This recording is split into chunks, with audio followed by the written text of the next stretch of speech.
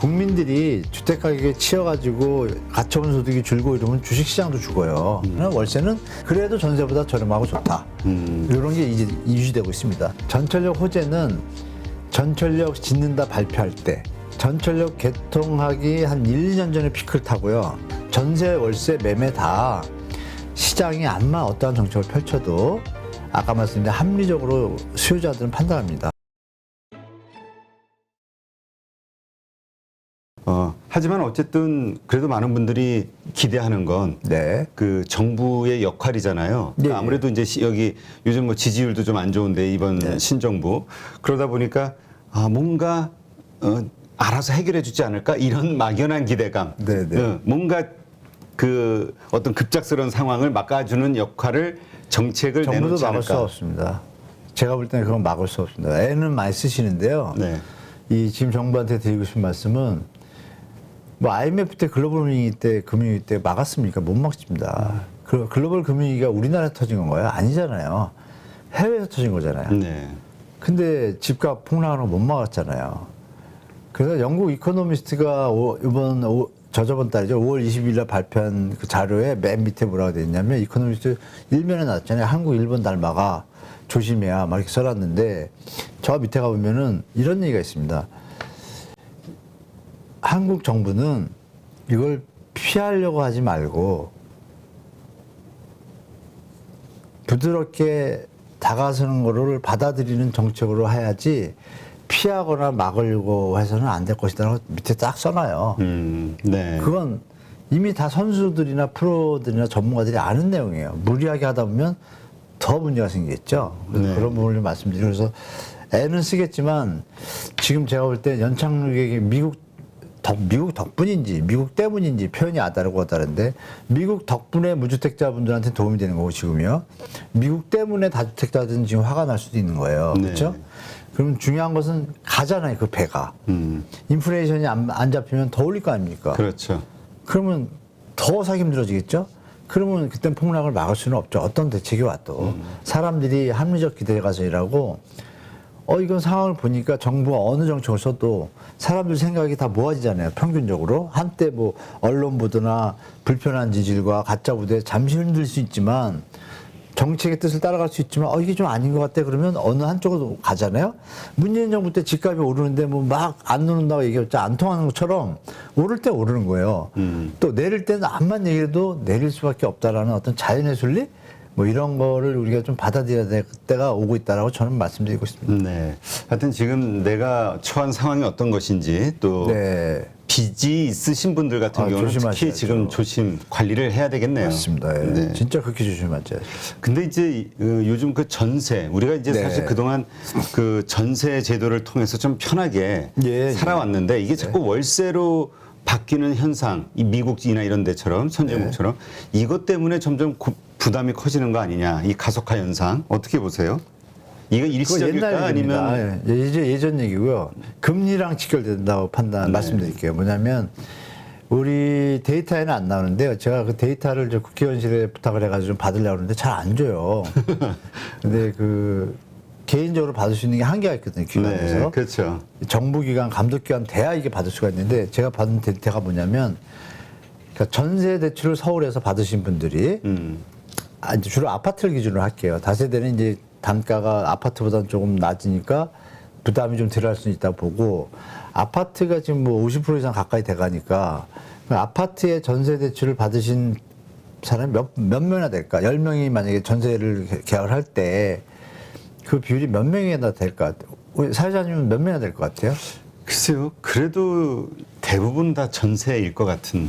전세인데 그 전세를 들어가면서 대출을 받으시는 분들은 10명이 전세 계약을 했다. 대출을 몇 사람이나 받을 것 같아요? 그래도 뭐 돈을 모아서 8, 9명, 전 되게 많을 것 같은데요. 정확하십니다. 왜냐면 주변에 보면 다 전세 갈 때 그쵸? 전세자금 대출. 네. 그게 다 2년 전, 3년 전부터 했던 거잖아요. 옛날부터. 그분들이 그럼 전세 대출을 받아와서 지금 전세 대출 금액이 몇백 조입니다. 작은 돈이 아닙니다. 그러니까 만약 5억짜리인데 2억 5천을 대출 받다고 가정할게요. 네. 근데 금리가 그 당시 전세 금리가 1.55에서 2%밖에 안 됐어요. 대출이. 그러면 2억만 받았다고 치겠습니다. 2억. 그러면 2%면은 40만 원이잖아요. 그러니까 30만 원에서 40만 원밖에 안 내는 거예요. 5억짜리 전세 살면서. 네. 살만하죠. 왜? 그만한 어떤 거주의 가치가 있으니까. 그런데 얘가 지금 80만 원을 받긴 거잖아요. 일단. 그럼 자기 생활하던 계산이 있는데 40만 원을 메꿔야 되잖아요. 그렇죠. 근데 여기다 추가적으로 물가가 올랐잖아요. 그렇죠. 돈이 또, 그러니까 갑자기 생각지도 못한 돈, 이분 입장에서 5억짜리 전세 사시는 분이 갑자기 50만 원에서 한 7, 80만 원을 나가야 되는데 이거 알바해야 되는 상황이 되는 거죠. 그럼 이분이 더 돈을 대출받아서 갈 수 있어요?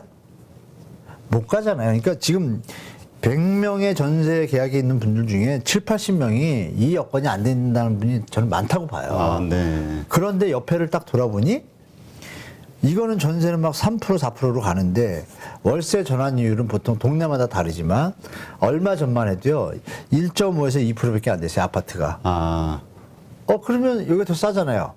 결정적으로 월세로 만약에 내는 게. 요새 만약에 계약을 했다고 가정할게요. 그러면 앞으로 2년 동안 전세는 미국이 금리를 올리고 하느니 금리 올리면 전세는 돈을 더 내게 되죠 앞으로. 근데 월세는요 2년 계약하면 2년 동안 그 돈만 내잖아요. 어느 바보가 지금 전세를 가겠어요. 네. 그걸 보고 여러분들 그런 기사 보셨을 거예요. 한두 달 전에. 뭐 월세 난민, 전세가 뭐 어쩌고저쩌고 이러면서 정말 나쁜 기자죠. 월세 난민이 아니라 월세 스마트맨들이죠. 아, 오히려 대출 받는 것보다 그게 더 나니까. 그래서 똑같은, 아니, 전세는 말만 전세지 월세 내는 건 똑같잖아요. 이자 내는 그렇죠. 거. 그래서 딱 돌아보니까 말이 월세지 뭐 이게 더 좋네. 거기다가 여기는 이제 월세는 임대인이 관리 의무와 뭐 필요비나 유익비 같은 거를 다 임대인 책임지게 돼 있어요. 전세는 자기가 소모된 걸 써야 되잖아요. 그러면 부가적으로도 서비스가 더 좋아. 그럼 어느 바보가 전세 사겠어요. 월세를 막 가니까 월세 수요가 늘어나니까 지금 요새 월세 월세료가 좀 올라간다는 기사가 나오는 거예요. 당연히 좀 올라가죠. 사람이 몰리니까 전세는 내려가고 그러면 전세가 더 내려가서 월세 이자가 비슷한 균형이 맞춰지는 선에서 멈추겠죠. 근데 지금은 계속 내려가고 있다. 전세는 월세는 이자가 조금씩 올라가지만 그래도 전세보다 저렴하고 좋다. 이런 게 이제 유지되고 있습니다. 아, 이게 저도 이게 좀 잘못된 선입관을 가지고 네, 있었나 보네요. 선입관이죠. 뭐냐면 월세는 돈이 은행 없어가는 이자보다 것처럼. 네. 아니 더 비쌀 것이다. 아닙니다. 그 은행 금리보다 내가 대출 받아서 전세 대출 받아서 가는 것보다 그냥 월세로 내는 게 더 비쌀 것이다. 그렇지 않습니다. 지금 요새 이제 올라가서 이제 맞춰지려고 하는데 맞춰지기 전까지 계속 내려가겠죠. 그게 더 싸면 말씀드린 대로 금리가 앞으로 미국이 몇 번 더 올릴 텐데 더 올려도 월세는 끄덕없잖아요. 계약 이미 했으니까. 그렇죠. 2년 동안. 그리고 나중에 내려가면 그때 전세 가면 되죠. 얼마나 현명해요 수요자들이 그죠? 합리적 기대 가설 또 말씀드리겠습니다. 네. 네. 지금 근데 정부에서 임대차 3법을 개정한다 뭐 이런 얘기가 있는 것 같은데요. 네, 지금 어떤 것들을 바꾸게 될 것인지 그럼 또 그것이 지금 말씀하신 이런 현상들을 바꿀 수 있는 건 없습니다. 말만이지. 네네. 바꿀 수는 없다. 법인데 어떻게 바꿉니까? 주택임대차 보호법이에요. 근데 그 법안을 던진 당이 현재 야당인 민주당이잖아요. 네. 그 민주당이 자기들의 잘못했다고 그걸 받아들여가지고 그거를 법을 통과시킬까요? 불가능합니다. 제가 볼 때. 조정안은 나오겠죠. 네. 예를 들면 3년으로 하자. 2년마다 좀 문제가 있으니까 3년을 바꿔. 이거는 얘기가 되잖아요. 서로. 명분이 있어야죠. 야당에 또. 그렇기 때문에 법을 바꿀 수는 없고 조정해서 조정안이 나올 수는 있다. 뭐 폐지는 이거 폐지 얘기하는 분들은 제가 좀 잘못했다고 보고 아니 국민을 생각하면 그걸 폐지해야 됩니까? 말이 안 되잖아요. 그러니까 조정해서 좋은 안으로 2+2가 문제가 있으니까 그러면 3년을 한다든지 아니면 4년으로 다 묶어줘야 임차인들 900만인데 다주택자 300만밖에 안 된다 그랬잖아요. 네. 그럼 누굴 위한 정책을 펴야 돼요? 저는 그렇게 말씀드리고 그래야 보세요. 국민들이 주택 가격에 치여가지고 가처분 소득이 줄고 이러면 주식시장도 죽어요. 가처분 소득이 여유가 있어야 주식도 하고 뭐 영화도 보죠. 그래야 내수가 살잖아요. 그러니까 이 집값은 망국병입니다. 제가 볼 때 그건 일반 분들 뭐 10년, 20년에 가지고 5억, 10억 벌기 모으기도 힘든데 그렇죠. 알량하게 그 조금 머리 굴리고 투기꾼들하고 협해가지고 그거 뭐 거기에 지금 매몰되면 큰일 납니다. 나라가 망합니다. 그럼 법을 터지게 돼 있고. 그래서 제가 볼 땐 조금 뭐 정상적으로 투자하신 분들 말고 투기 형태로 하신 분들 많거든요. 그분들한테 좀 말씀드리면 말이 좀 샜지만 하여간 전세, 월세, 매매 다 시장이 암만 어떠한 정책을 펼쳐도 아까 말씀드린 합리적으로 수요자들은 판단합니다. 네. 그게 시장에 나타나니까 지금에 나타난 거래량 감소, 월세 가속화 현상을 왜 이렇게 되는가 지금 말씀드린 것처럼 저는 이런 생각을 갖고 있는데 여러분들도 한번 생각해 보시면 시장이 좀 다르게 보이실 거라고 좀 말씀드리겠습니다. 네.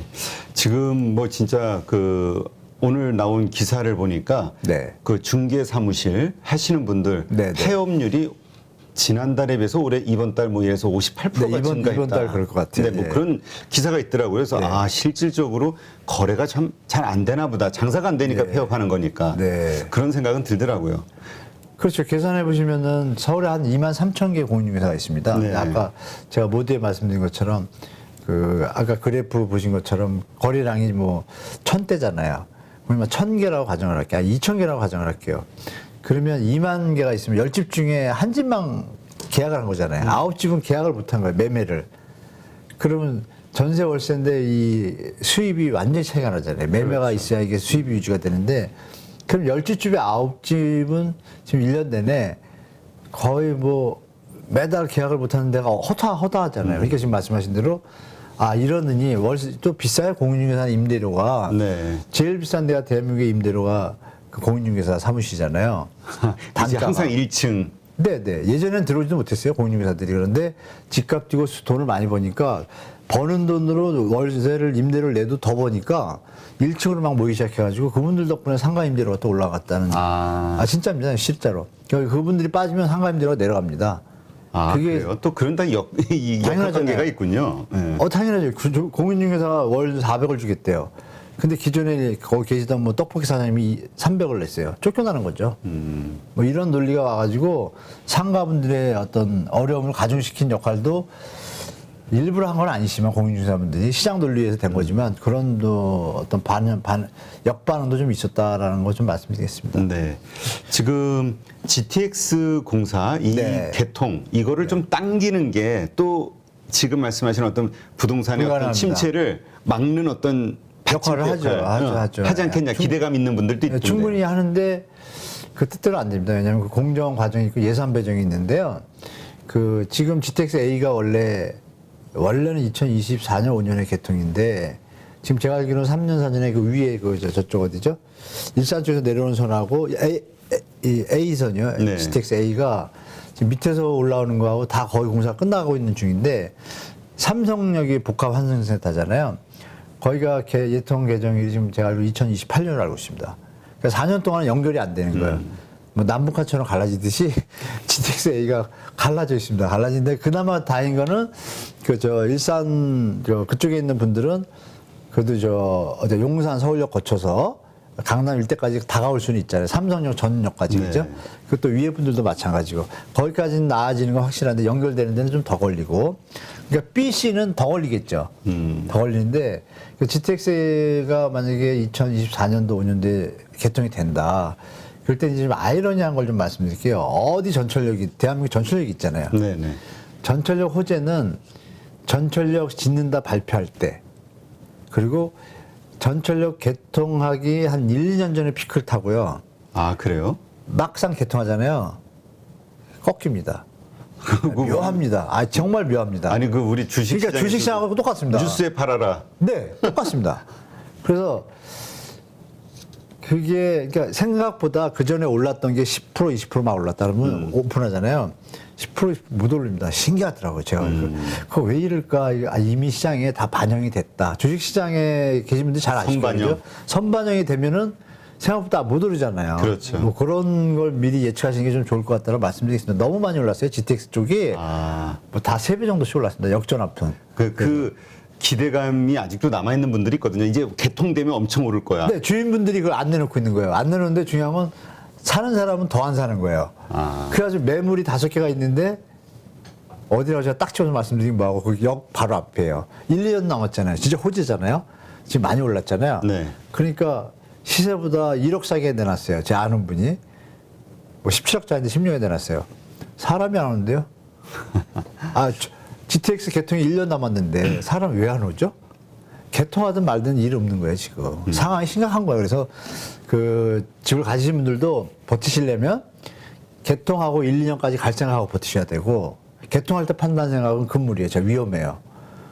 자, 차라리 지금 꼭지잖아요. 네. 꼭지면 작은 계획이 뭐 하셔야 되면 지금 싸게라도 파는 게 현명한 둘 중에 하나 고르셔야 돼요. 조금이라도 더 다른 데보다 싸게라도 네, 금매로 내놔야 네. 그나마 팔리고 자산 관리가 되죠. 예, 그러니까 더 떨어지는 것보다는 더 네, 그럼 가지고 가시려면 개통하고 이만큼 오를 줄 알았는데 뭐 갭이 발생하잖아요. 그런 걸 조정하셔가지고 개통할 때 반짝이 파시든지 마음에 안 들지만 자 본인은 이제 17에서 21억 될 거라 생각했는데 안 오르면 어떻게 돼? 안 팔 거 아니에요. 그럼 큰일 나죠. 네.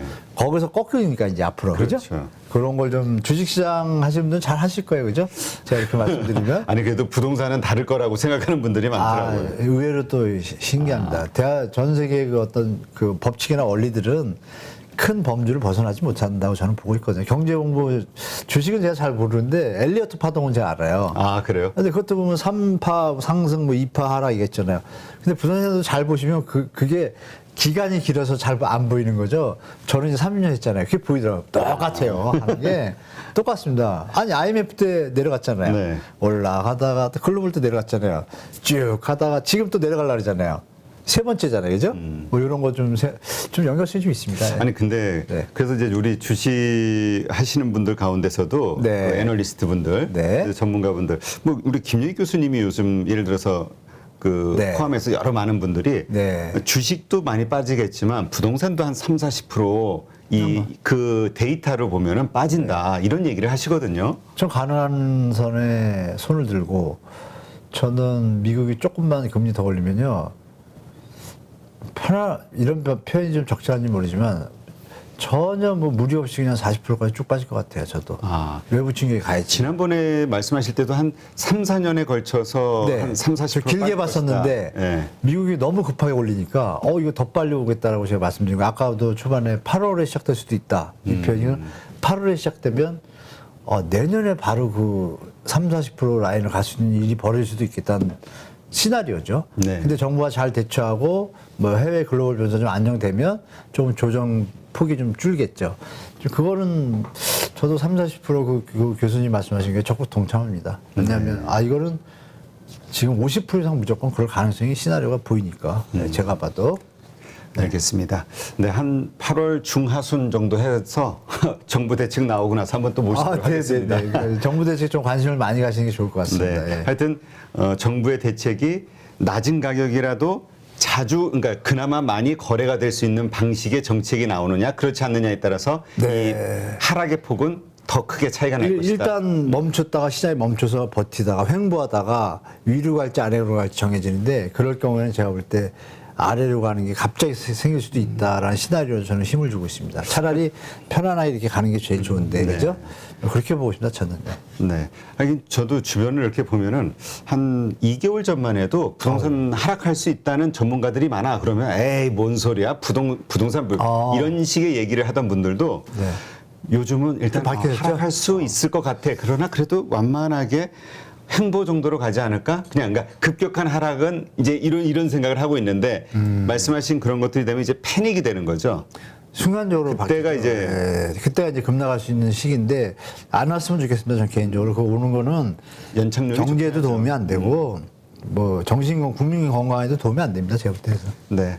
하여튼 정부가 잘해서 해주길 바랍니다. 네, 많은 전문가들의 이러한 걱정, 그 다음에 이러한 현상 이런 것들을 잘 감안해서 네. 정부가 8월 중순 내놓는 대책 좀 잘 정해주시기 부탁드리겠습니다. 네, 이제까지 연세대 정경대학원 한문도 교수님과 함께했습니다. 고맙습니다. 네, 고맙습니다. 누구나 1시간 안에 200개 종목에서 좋은 종목을 고를 수 있는 그런 능력을 배양할 수 있도록 제가 도와드리려고 그렇게 하고 있습니다.